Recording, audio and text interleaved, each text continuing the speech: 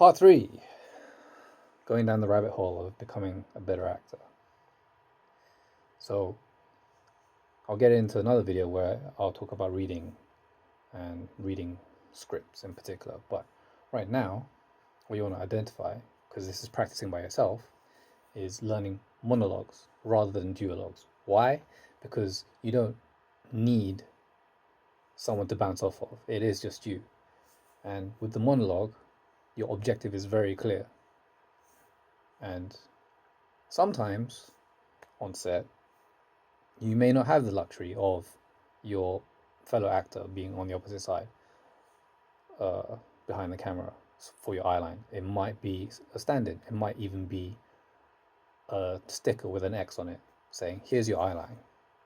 So practicing monologues assists you in the experience for when you come to that stage. And learning monologues rather than duologues, I say, because you don't need an extra partner when you're learning monologues. That's obvious. That's quite obvious, but I don't see anyone talking about that. So this is why I'm documenting this.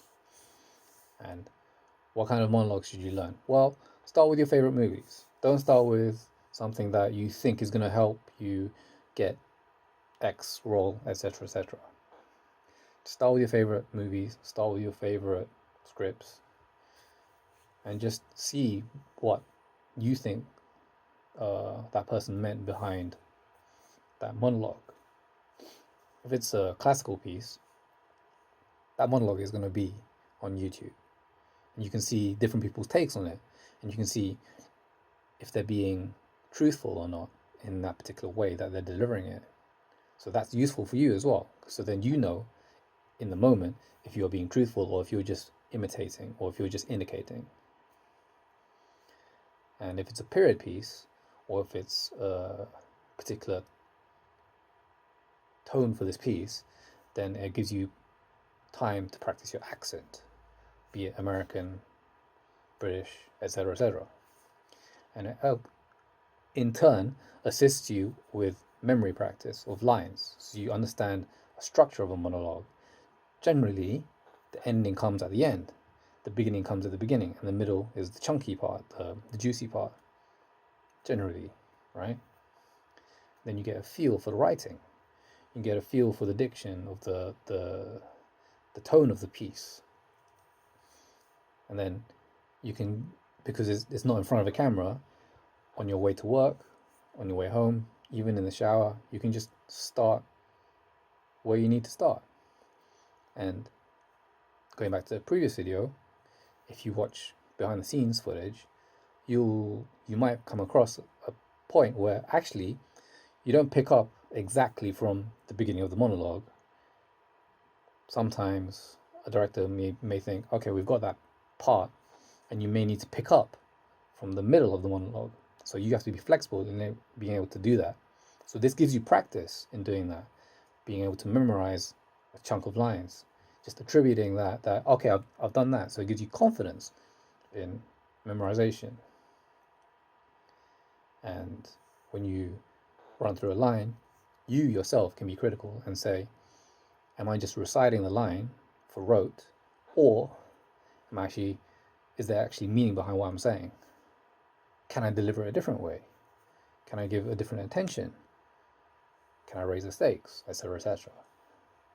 So learning monologues and recording them and putting them on YouTube, that kind of thing, that's useful, I think, right? For you to move forward with your becoming of a better actor. So most recently, I learned one from Just Mercy. So let's just fire it off. So here's my eyeline. Through this work, I've learned that each of us is more than the worst thing that we've ever done. That the opposite of poverty isn't wealth.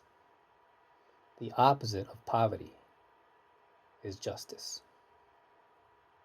That the character of our nation isn't reflected by how we treat the rich and the privileged, but how we treat the poor, the disfavored and condemned. Our system has taken more away from this innocent man than it has the power to give back. But I believe if each of us can follow his lead, we can change this world for the better.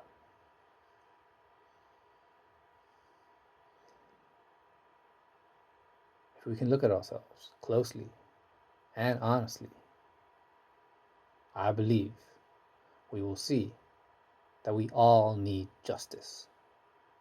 We all need mercy.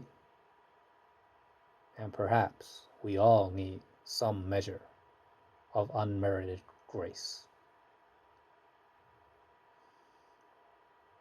Thank you. Work on pacing as well, where they might fix it in the edit.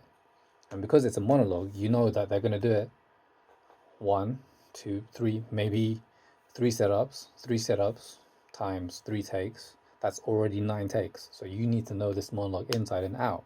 That's what I'm trying to say. This is your job. Do your job. All right.